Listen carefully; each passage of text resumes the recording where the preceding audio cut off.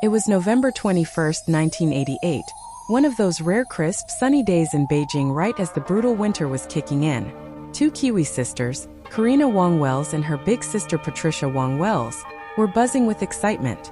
They'd flown in from New Zealand and the UK, hooked up with a tour group in Hong Kong, and finally made it to the Great Wall for the very first time. The place was crawling with overseas Chinese and foreign tourists that day. Karina kept saying the wall was China's version of the Egyptian pyramids, this insane badass masterpiece built by ancient people. The sisters were snapping photos like crazy, trying to capture every bit of that once-in-a-lifetime vibe to show the folks back home. Around 11:50 in the morning, Karina climbed up to the 7th Watchtower on the south side of Badaling, grinning ear to ear, eyes darting everywhere. Her sister Patricia was right behind her. That's when they both spotted this lovey-dovey Chinese couple standing super close, all wrapped up in each other. Back in those days, even locals were used to seeing couples getting cozy in public, so nobody batted an eye. Karina casually walked within a couple meters of them, stopped for a second, and had no clue that pure hell was about to rain down. Then things got weird. Patricia changed direction at the last moment. Something about the bleak, empty wilderness outside the wall caught her eye. She turned her back to the couple, took a few more steps, and lifted her camera to shoot the northern scenery. Boom! A blinding flash, a deafening explosion. Patricia felt a hot blast slam into her from behind and took a nasty hit right in her right eye. She spun around instinctively and nearly lost her damn mind.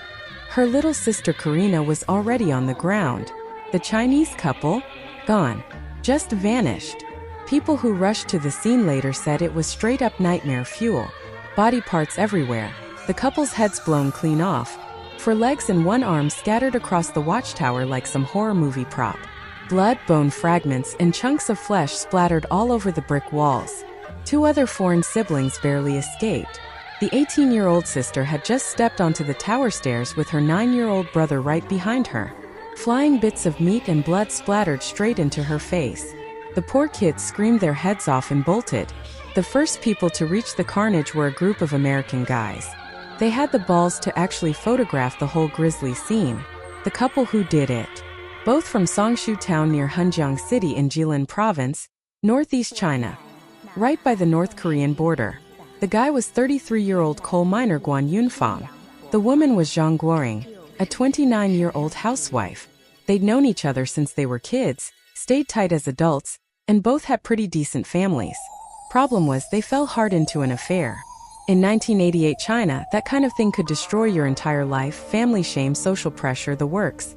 On November 16th, they ditched their spouses and families without a word and hopped a train out of town. Where exactly they went in the days before, nobody knows for sure. They'd taken photos earlier that day on the wall. Cute couple shots, smiling, clearly not hiding anything. The guy was about 5 feet 8 inches, slim face, glasses, wearing a gray suit. They even draped a wool coat over their shoulders for some of the pics. Those photos were meant to be sent back home to their families. They weren't trying to lie or sneak around anymore. They were done pretending. The cops later confirmed the explosive was about 2 kilos of homemade TNT, strapped around their waists and bellies. They'd rigged it to a camera bag. Inside that bag was a short suicide note, just 18 words in Chinese. People of this world, see you again in 33 years. Your husband and wife, Yunfang and Guoying. That same day, the authorities rushed the badly wounded Karina to the nearest hospital in Yanqing County. She was unconscious, barely clinging to life. After basic first aid, they sped her under police escort to Tiantan Hospital, Beijing's top spot for brain injuries. The diagnosis was brutal. Severe open head trauma with brainstem damage. Her forehead was smashed. A 7 by 10 centimeter mess of crushed bone. Multiple skull fractures. They had to remove her right eye. Her left eye was bleeding heavily. Doctors pumped 1,800 cubic centimeters of blood into her, but her blood pressure was still bottoming out, 30 over almost nothing. A team of 7 top experts and 4 nurses worked around the clock. It wasn't enough. On the morning of November 28, 34-year-old Karina Wong-Wells, a sharp computer expert in the prime of her life, finally lost the fight. That afternoon, officials from Beijing's Tourism Bureau, Public Security, and Foreign Affairs departments showed up at Tiantan Hospital to pay their respects. They comforted Patricia, Karina's boyfriend Maurice Charman, who flew in from the UK, and her brother-in-law Martin Wells. Karina's family later thanked the Chinese side for everything they tried to do to save her. The New Zealand embassy and the family worked with Beijing tourism officials and China Travel Service to handle everything properly. Songshu town sits on the road to Changbai Mountain's Heavenly Lake, a big tourist route in the northeast. Guan Yunfeng and Zhang Guoying didn't do this on some random whim. They were crazy in love, felt completely trapped and saw no way out. In their minds, life had become a bad dream.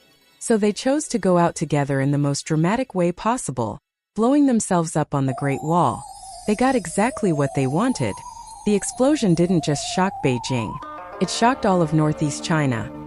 And it shocked the whole damn world. 3 lives gone. 3 families shattered. And the worst part? An innocent foreign woman died purely by random, horrible luck. The real tragedy is always the ones who never asked to be part of the story.